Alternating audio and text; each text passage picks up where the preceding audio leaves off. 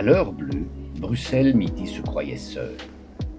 Les pendulaires avaient déjà disparu, les valises pressées aussi. Ne restaient plus que quelques silhouettes éparses, des annonces nasillardes et ce silence particulier des gares entre deux vagues de départ. Sur le quai, un type qui se promène avec un appareil photo comme d'autres avec un chien.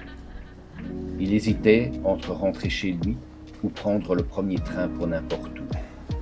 Il venait juste pour un aller-retour Bruxelles-Liège, mais l'heure bleue avait décidé de compliquer le programme. Devant lui, les rails dessinaient une grande courbe lumineuse, comme une phrase qui n'en finit pas de chercher son point final. Les câbles se croisaient dans le ciel, brodant de la dentelle noire sur un dégradé rose et violet. C'est fou, pensait-il, on dirait que le ciel a plus de voix que la SNCB n'a de retard.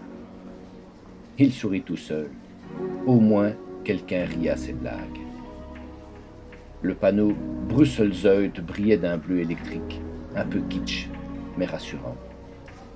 C'était la preuve qu'il était bien quelque part, pas seulement coincé dans une parenthèse entre deux trains. Il déclencha. Une fois, 2 fois, 10 fois. Chaque photo capturait la même scène, mais la lumière changeait légèrement, comme si la gare respirait lentement. En levant les yeux, il aperçut la grande tour de verre de l'autre côté des voies. Le bâtiment se mirait dans le reste du jour, constellé de fenêtres allumées, comme autant de petits bureaux où quelqu'un n'avait pas osé encore dire « Bon, on arrête pour aujourd'hui ?»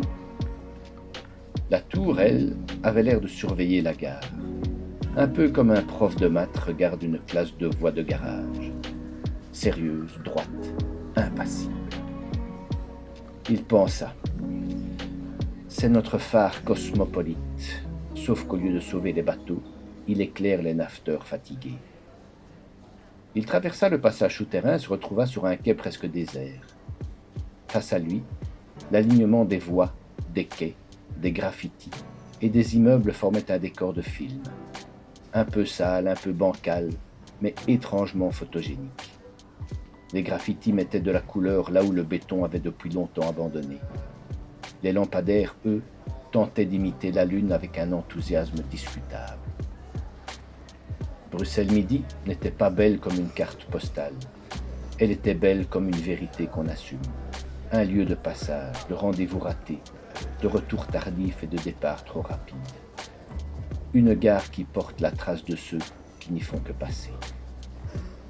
Il s'assit quelques minutes sur un banc froid. Le panneau Bruxelles Midi brillait au-dessus de lui. Il se dit que ce nom était trompeur. Ici, ce n'était jamais vraiment midi. C'était toujours un peu avant, un peu après. L'aube qu'on prend trop tôt, la nuit qu'on rate de peu, ou cette heure bleue qui transforme le gris en promesse. Une annonce résonna. Son train entrait en gare. Il rangea son appareil, non sans jeter un dernier regard autour de lui. Il eut cette pensée ridicule mais tenace. Si je monte dans ce train, je rentre. Si je reste sur le quai, je pars peut-être ailleurs. Le train s'arrêta. Les portes s'ouvrirent dans un soupir. Il monta bien sûr. On n'échappe pas si facilement à son quotidien. Mais alors que le convoi s'ébranlait, il aperçut dans la vitre le reflet de la tour, des rails, des graffitis, et ce bleu profond qui tenait encore un peu. Il comprit que, ce soir-là, il n'avait pas seulement pris 3 photos d'une gare. Il avait volé un petit morceau de ville en train de rêver.